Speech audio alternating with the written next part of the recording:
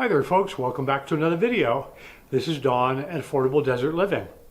Well, today we're going to talk about the topic of soffits. And I'll be really honest, until I started to build this home and was looking at all the components of it, I'd never even heard of a soffit before. And I'm thinking most people probably are not aware of what it's called. I mean, I'm sure they've looked up under their eaves and seen soffits at their own home, but there may be a fair number of you who don't even know the term, like me. So right now, if you look underneath the trusses where I put the trusses up, I would call that the eaves. And also the other terminology that's there is called rafter tails, and that's the short end of the trusses that protrude over the walls. So you can see that section, the rafter tails. Underneath the rafter tails, or let's just for simplicity's sake call it the eaves, underneath those eaves I've got to put something to keep bats out of there and all kinds of insects and just, no end to potential problems, unless I have that area covered. So for temperature control, that area underneath the soffit all needs to be ventilated, as in there needs to be some kind of holes there to allow the air to circulate. So once I learned the term soffit, knew what it was and where they lived, so to speak, I was like, well, what kind of material am I going to use? Aluminum, wood, vinyl, UPVC, and steel. So the first thing I nixed was wood, because our Arizona sun, wind, and rain just destroys wood easily. Next, I nixed UPVC, just too expensive. Steel, too expensive. Aluminum was affordable, but my soffit area on both the east and west side of the house is around 13 inches. And so that's an odd size, meaning I'd have to cut the aluminum, and I wouldn't do a good job with it. And I know that it could be problematic. So scratch that. So I chose a material called hardy board, which is a cement fiber, basically small pieces of wood apparently mixed with cement. Super durable once it's in place. Very brittle though, and you have to handle it with care until it's up where it's supposed to be.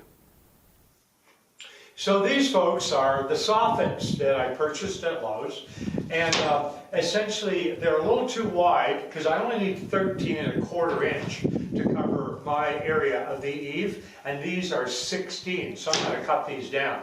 Now I'm going to tell you a little bit about what they're made of. This is hardy board, so this is not wood, this is not fiberboard, this is actually a cement wood composite that lasts and lasts for decades and decades. They're not cheap, but quite honestly, now that I'm a little older, I didn't want to be looking at something that was going to rot out in 8 years and I was going to have to redo it or deal with it. So this stuff should do a nice job for me. The only negative is they're really brittle, and if you drop on, they'll break pretty easy, so I'll probably have to get some help putting those up. Which is probably a good idea for safety as well. So that's it, that's the soffits. So I got one laid down here already, so I'm going to measure it and then cut it. Now one thing I wanted to point out is all of these little holes in the soffit, and that allows for drainage, because in crazy windy rains here, you can bet every crevice of this building is going to get rain pounded into it. So this allows for drainage. So first off, we'll start by measuring out 13¼ inches.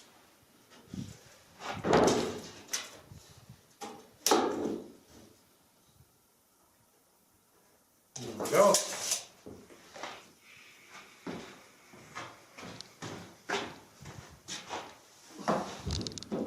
Pull her super tight.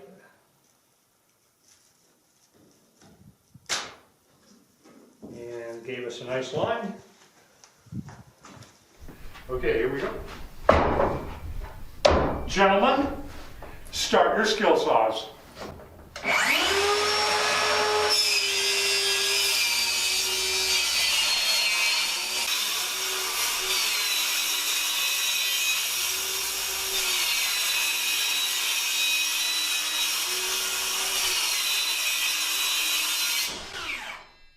There we go. And some of you have asked, what do you eat, Don? And so I'm thinking, well, I'm not sure why that would be that interesting, but I thought I would share it with you. So here we go. So first off, for breakfast here, nice hearty breakfast, and I tend to like pretty serious breakfast overall. And so we've got farm fresh eggs here from my local farmer's market, which is great, and that's awesome. Got to have ketchup on them, of course. And then I've got pistachio. I love pistachio flavor. Pistachio ice cream, pistachio muffins. These are pistachio muffins from Safeway. And then we got a mix of banana and cherry yogurt. And the yogurt I buy is one called Greek Gods because it's very reasonable price. And they don't use as much sugar as a lot of the other yogurts. Now, the cherry stuff, it's going to have quite a bit of sugar in it. This is rare for me. I usually just do plain and mix it with organic fruit. Speaking of that, I won't go on a big tirade about all that stuff, but I will tell you that I grew up in a farming logging area in northeastern Canada and worked on farms when I was a younger guy. And I can tell you, there's a lot of toxic spray goes on to fruit and vegetables. And so you can bet, last thing I want to do is ingest that stuff. So organic fruit is the way to go. So that's a little preview of what I do for meals. And if you like, leave it in the comments below if you want to know what I do for lunch and dinners. And you're welcome to put in the comments, what's your favorite breakfast? That'd be fun to know. Getting hungry. Cheers.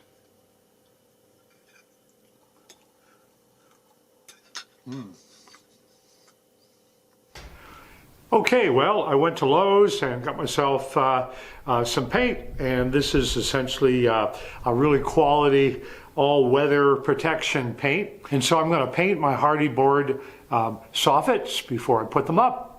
And so I thought, you know, I could give them maybe just one coat or whatever. Now, the hardy board is primed already, but I'm like, you know, I'm going to go with the recommendations I found online and give it 2 coats. And I'll do both sides so that if there's water up inside of the soffit somehow that needs to drain out, it's going to encounter a layer of paint. And then driving rain and wind coming up underneath the soffit is also going to encounter a double coat of paint as well. So let's get painting. And to speed things up, I bought this cheap tray, plastic tray, and roller combo.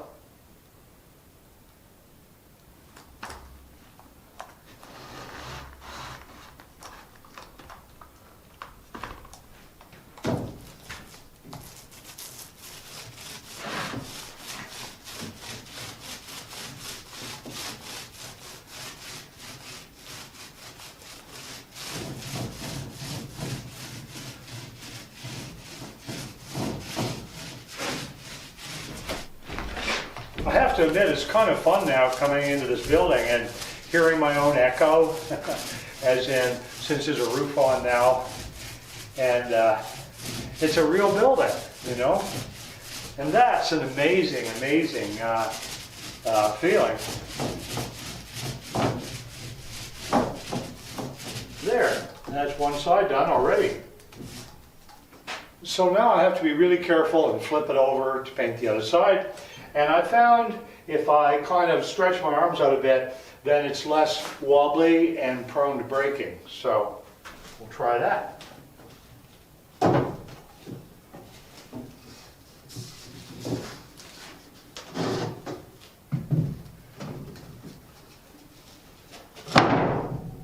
we go. And you might think, well, Don, it's wet paint. Why are you just flopping it over there like that? Well, it's the first layer, and I'm going to put 2 coats. So as you can imagine, putting these up is going to be a challenge without breaking them. If they were just metal or hard plastic or something.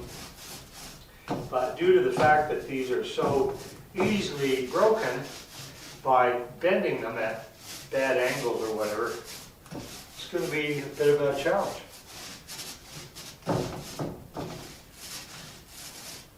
All right, this one's done. Okay, since we're going to be up on the scaffolding today, I just tacked it down lightly to hold all of the platform part in place, but it's got to be screwed down securely. So let's get up there and do that. Now my wonderful baker's scaffold, which you saw in the previous video, is going to be fantastic for doing work inside the home, like painting, putting up drywall, etc. But it's not quite tall enough to reach the soffit areas. So a big shout out to engineer Ed, who designed this specific scaffolding system for the exterior of my building. So I'll be able to go up there and install soffits really easily when I have everything set to go. So you might want to stay tuned and watch that.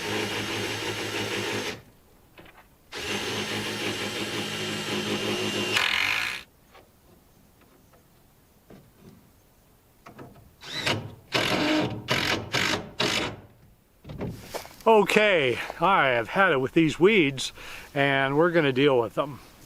So first item on the weeding job is getting rid of this Russian thistle. And this stuff is really prickly and it really digs into your socks and clothing and grows really fast. Unfortunately, grows everywhere. So let's get rid of that first. And I'm not going to do anything but pull it all up by the roots.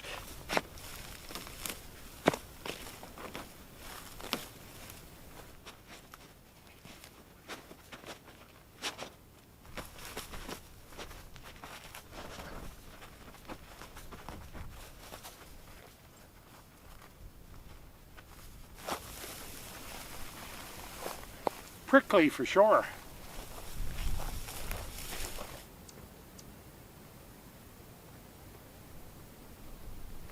Now there's lots more weeds to do here, but I want to tell you, my subscribers just really care, and so they help me out. So I'll show you.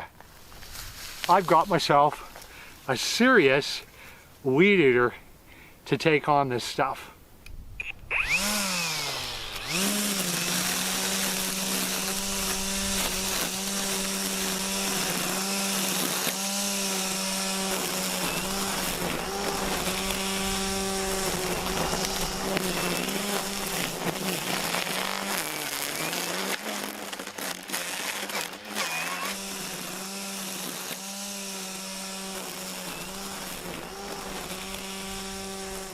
So this 15-inch cordless string trimmer is called an Ego model number 1502 SA trimmer. And so this is the very first time I've used this specific model. A neighbor of mine has a very similar model to this. So I'm going to tell you what I thought about it, what I like, and what I don't like. And I always like to start with negatives and end on positives. So let's go. Negatives, and unfortunately it's a big one. This particular trimmer, you're supposed to be able to just knock this head on the ground briskly as you're going along trimming. And the string is supposed to automatically come unwound a bit and give you more string to work with as it's worn down and you want to replace it. Never worked. And I tried thumping it hard, thumping it gently, with string in there quite long, with string in there quite short. Never got it to work. Okay, so that was frustrating. Okay, let's move on to the positives. Balance in this thing is really nice. I never found my arms and shoulders or anything being tired as I used it, and so that was really, really good. Also, I really like the power of it. I mean, there was some pretty serious weeds, and it chewed them up pretty good. Another thing I really liked was the big old battery assembly. It just slips in there, ka-thunk, and now it's ready to go. Also, this thing charged up really fast. I'm only going to use a trimmer here during monsoon season, so that means I'm only going to use this guy essentially once or twice a year. So that means I can put up with the not so great string reload on this thing. So I just literally take it apart, put the string back in the proper length I want, and then away I go. It doesn't take long. It's like a 5-minute job. Thank you very, very much to all those kind folks that sent me the funds to be able to purchase this. So that's the story. Thanks a lot.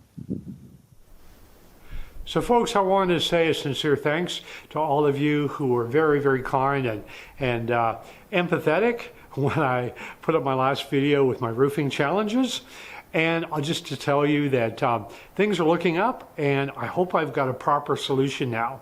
Now, I can't reveal it because I haven't put it in place, and I'm not sure 100% if it's going to do the trick. I think it will. So I definitely appreciate your patience as you wait to see the solution for my roofing challenges. And if you find these videos entertaining or helpful in some way, you might want to subscribe and also hit the notification bell. That'll let you know when the next video is posted, and I really appreciate each and every one of you. Thank you so much. See you on the next video.